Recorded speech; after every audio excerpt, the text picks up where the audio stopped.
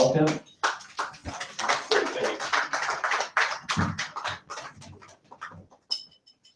So, first of all, sorry for the people who were in the field bar, but yeah, the file was the same, and they couldn't go through the YouTube because they didn't find the link. So, but here in Lupol we saw it, and I'm impressed by how many people stayed. You guys are weird,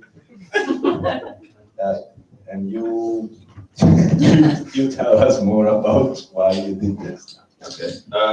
So thank you everyone for watching and enjoying, and through the technical difficulties and the horrific stuff you saw. Yeah, I'm Sham Jones. I'm the director, and I made this film. What was the question? Why did you do that? How did you? Okay. Well, I don't know. I was in Berlin and I saw a show just by chance, completely by accident, and then I was just like interested, like, who are these people and why do they do this and where do they live and why?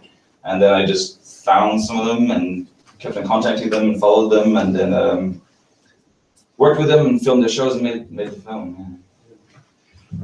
And you were telling me yesterday that after doing this, then you got hooked somehow, and now you're working on a suspension-based documentary. Yeah, well, so I'm obviously kind of interested in pretty obscure, violent stuff.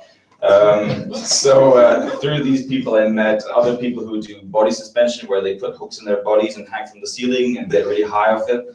And I'm working a documentary about that. So if you guys are interested in seeing more gruesome documentaries, 3i Productions, you can Google it. I have like a YouTube channel.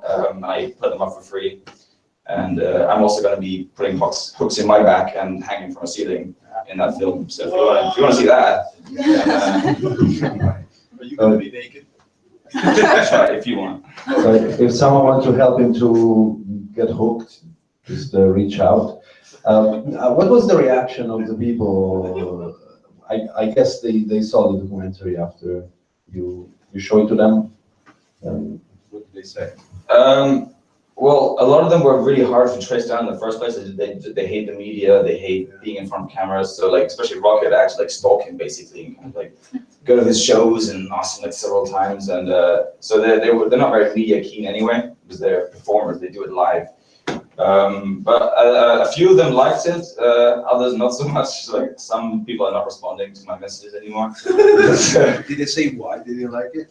Yeah, because there is a more of an intellectual issue behind the whole thing, like dealing with pain, and I didn't really go into that in the film because of time reasons, and yeah, it didn't seem interesting. And then I think some people were disappointed that I didn't go more deeper into a kind of a, yeah, what kind of intellectual aspects of what they do and what they consider their job.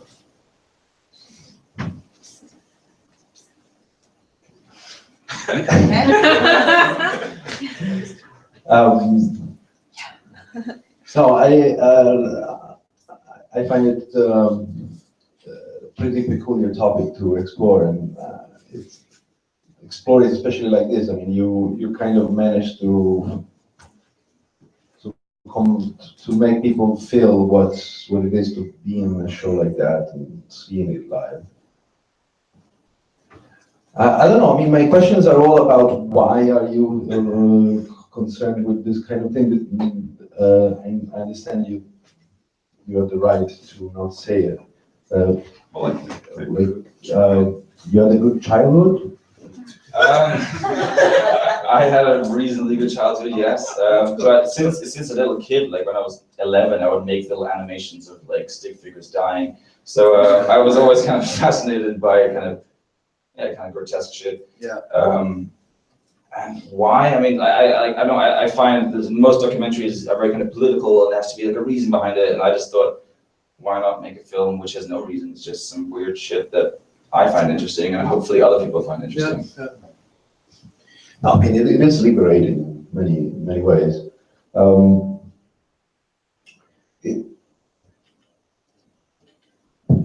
It's something it's difficult to, yeah, probably as you said, it's difficult to conceptualize. I mean, we watch it, and then you have the feeling in your body of what you just watched, but your brain is not so like functioning. his mind in this moment is not so. I don't know about you guys. I don't know. Maybe you could tell us a bit more about you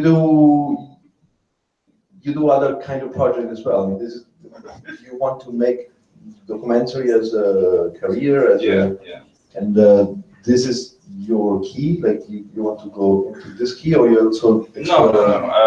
So I also do other films. Like in March, I'm going to Lebanon to work in a refugee camp in Beirut, where with like these kids that we want to do like a film class and teach them filmmaking and do a documentary about the whole context of where they live and the situation and make it kind of like heartwarming. So I don't only specialize in these kind of films. I want to expand, but yeah, I guess so far this is my resume, and I can see why it looks that way. But I have to say also that there is definitely a difference from watching it on screen and seeing it in real life. That even like, I was even sitting in the back and I saw people cringing and looking away and all sorts of reactions. But in real life, people react a lot stronger, and there's a lot more energy in the room when there's a person physically standing in front of you, stapling their testicles.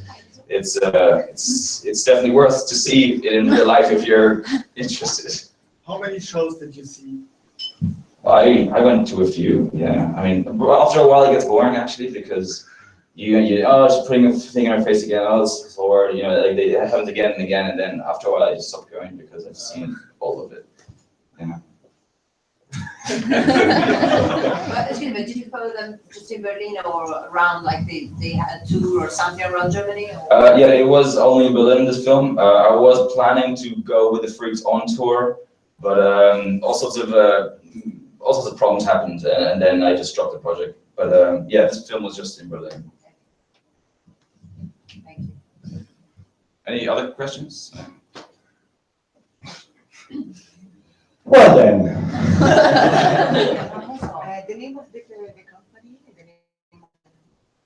Yeah, once again, if you want to see more documentaries, I constantly make more and more and put them on YouTube for free. 3i Productions, I have little cards I can hand out if you want. And check it out, like it. Also, if you want to help finance the project in Lebanon with the refugee kids, teaching kids how to make films. We're doing a Kickstarter, and if you like me on Facebook, then you can check the progress on that situation, and yeah, I'd be grateful for some help. I was in a company. Service group. Yeah. Which company? How do you find that? 3i Productions. Like three. Oh, right. Okay. Well, there's a few groups. I mean, a lot of them work independently. They do their own show. But the Squidling Brothers is one group, which is pretty good. They're the ones I wanted to follow on tour. And then there's the Demented Girls of Sideshow, which is an all-girls sideshow group which go around.